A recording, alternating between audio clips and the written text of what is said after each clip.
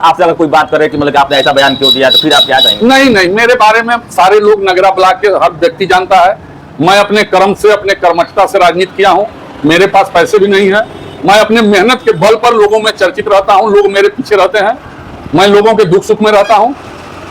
अभी हम मौजूद हैं उत्तर प्रदेश के विधानसभा बेलथरा रोड में, और हमारे साथ समाजवादी पार्टी के बहुत पुराने नेता, माने जाने नेता उमेश पांडे जी मौजूद हैं। आपको बता दें कि चुनाव अभी ज़्यादा दिन भी नहीं हुआ, लगभग 1 महीना हुआ है, और शपथ पत्र जो भी सांसदगण लोग हैं शपथ पत्र भी ले लिए हैं, और तरीके से अपने तरीके से लोगों ने सांसद बने और शपथ लिया और नाराबाजी किए, नारा लगाए। इसी के साथ हमारे साथ समाजवादी पार्टी के कदावर नेता भी रहे और पुराने नेता हैं। थोड़ा इनसे हम बात करने की कोशिश करेंगे। सबसे पहले अपना परिचय दे दीजिए। मेरा परिचय है उमेश कुमार पांडे जी, ग्राम पोस्ट नरही, थाना नगरा, विधानसभा बेलथरा रोड। जो चुनाव था, चुनाव में आप अपने तरफ से जी कितना जोर लगाए? देखिए, मैं समाजवादी पार्टी का पुराना वर्कर हूं जी, और वर्कर के हिसाब से अपनी क्षमता से अधिक जी, चुनाव रहता है तब, या पार्टी हित का कोई कार्य रहता है तब मैं बढ़ चढ़ करके आगे रहता हूं। मैं इस लोकसभा के चुनाव में अपने लोकसभा से लेकर के और बैरिया तक मैंने जी जान लगा करके, और दो सांसद लोगों का मैंने मदद किया जी। तो बताएंगे कहाँ आपने किन किन सांसदों का मदद किया? मैं यहाँ अपने लोकसभा क्षेत्र में, सलेमपुर लोकसभा क्षेत्र में रमाशंकर राजभर जी के साथ रहा जी, बलिया लोकसभा में सनातन पांडे जी के साथ में, बैरिया विधानसभा में कंटिन्यू 10 से 12 दिन तक रहा। उसी में बीच बीच में अपने लोकसभा में सलेमपुर में भी टाइम देता था। तो ऐसा आप लोगों ने क्या जादू कर दिया कि आप लोगों ने पूर्वांचल की सारी सीटें आप लोग ले लिए और उत्तर प्रदेश में भाजपा को आधा सीट ही मिला? जादू नहीं भैया, देखिए जनमानस में आक्रोश था जी, यह झूठी सरकार का आक्रोश था जनमानस में, और जनमानस इस पर उतर आया था कि एक भी सीट इनको भाजपा को नहीं या विपक्ष को नहीं दिया जाएगा, सब एनडीए के खाते में जाएगा। उसका देन है, उसका वजह है, और हम लोगों ने अपनी ताकत लगाई थे पब्लिक में, जिससे नहीं मिलना चाहिए उनसे भी मिले थे जी। उसमें उसमें तमाम दल के लोग जो नहीं कभी वोट दिए वो लोग भी वोट हमको दिए। उसी का कारण है। लुक्कड़ सभा हुई हमारे सांसद रमाशंकर राजभर जी का जी। मैंने अपने गांव पर उनको स्वागत कराया। वोट के दिन अपने बूथ पर रहा, वोट दिया, लोगों से वोट दिलवाया। लेकिन अभी 1 महीना भी नहीं बीता, 1 महीना बीता जी, शायद सांसद जी शपथ ग्रहण के बाद आए हैं, पहला दिन उनका आज कार्यक्रम क्षेत्र में लगा है जी। हमारे लोकप्रिय सांसद आज यही से कुछ चमचों के घेरे में घिर गए हैं। देखा जाए कि अभी जो लोकसभा चुनाव बीता है जी, और सारे सांसद अपना शपथ पत्र लेकर के और क्षेत्र में भ्रमण करने का, लोगों से मिलने का काम कर रहे हैं जी। और पता चला है कि रमाशंकर राजभर जी जो क्षेत्र में होते हुए नरही आपके गांव जा रहे हैं और आप बेलथरा रोड मौजूद है, इसका क्या कारण है? क्या आपको सूचना नहीं था कि जो आपके गांव रमाशंकर राजभर जी मौजूद हो रहे हैं? इसका कारण यही भैया कि चुनाव से पहले प्रत्याशी के रूप में रमाशंकर राजभर जी थे, वो भी संपर्क साधते थे। विधानसभा अध्यक्ष बसपारी जी भी संपर्क साधते थे। लुक्कड़ सभा रोड शो का कार्यक्रम रखता था तो हमको लोग अवगत कराते थे। मैं फूल माला के साथ लोगों के साथ उनका स्वागत करते थे। लेकिन आज तो मेरी जरूरत है नहीं, जरूरत तो चमचों की है। आखिर में ऐसा क्यों? आपने तो चुनाव में बहुत दमखम से उनके साथ दिया, उनके साथ चले हैं। क्योंकि मुझे चमचागिरी, मुझे ठेकेदारी लेना नहीं है।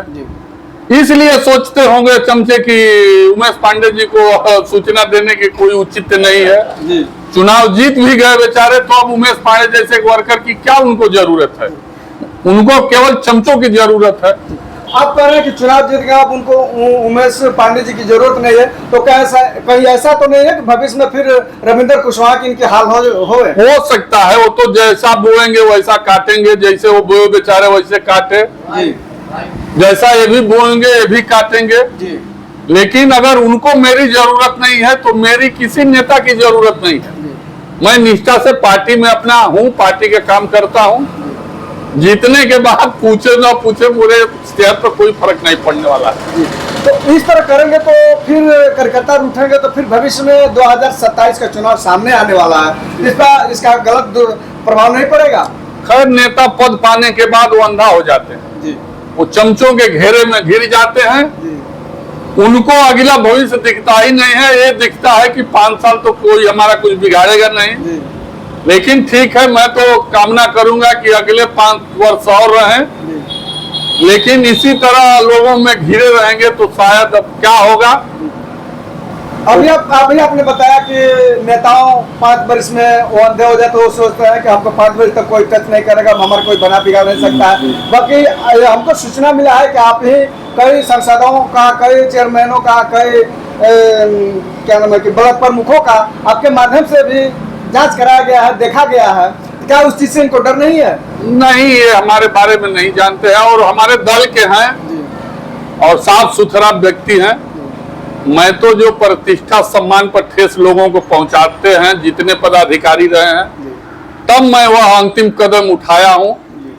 यह हमारे सांसद जो सनातन पांडे जी हैं, रमाशंकर राजभर जी हैं, इनके छवि में कोई दाग नहीं है, इसलिए मुझसे कोई जरूरत भी नहीं है इन लोगों की। तो ऐसा करने की जरूरत क्या पड़ती है सर कि आप जिसको आगे बढ़ाते हैं, अगर उसको आगे बढ़ाकर आपको फिर उसकी जांच करानी पड़े या उसको फिर समझाना पड़े अलग तरीके से? देखिए, सही वर्कर जो रहता है ना, नेता से ना पैसा जो होता है, वो अपना सम्मान समझ करके और मेहनत करता है। और जब मेहनत करने के बाद नेता उस व्यक्ति को इंडोज कर देता है ना, उसका फोन उठाता है जी, तो उसकी मर्यादा को बहुत ठेस लगती है। हम लोगों के पास पैसा तो है नहीं जी, हम लोग अपने जीवन में किसी वर्ग से आप चैलेंज करिए, मैं किसी वर्ग को समाजवादी पार्टी को वोट करवा दूंगा, उसमें कहीं तो अपने निष्ठा पर करवा दूंगा ना। मेरे पास पैसा तो है नहीं। अगर निष्ठा पर कोई अन्य पार्टी अपना छोड़ करके, जो जात पात का जमाना चल रहा है और वो समाजवादी को वोट कर रहा है, उसके सम्मान पर ठेस पड़ेगा तो शिकवा शिकायत तो हमसे करेगा ना। तो उसकी मर्यादा बचाने के लिए तो मुझको कुछ कदम उठाना ही पड़ता है।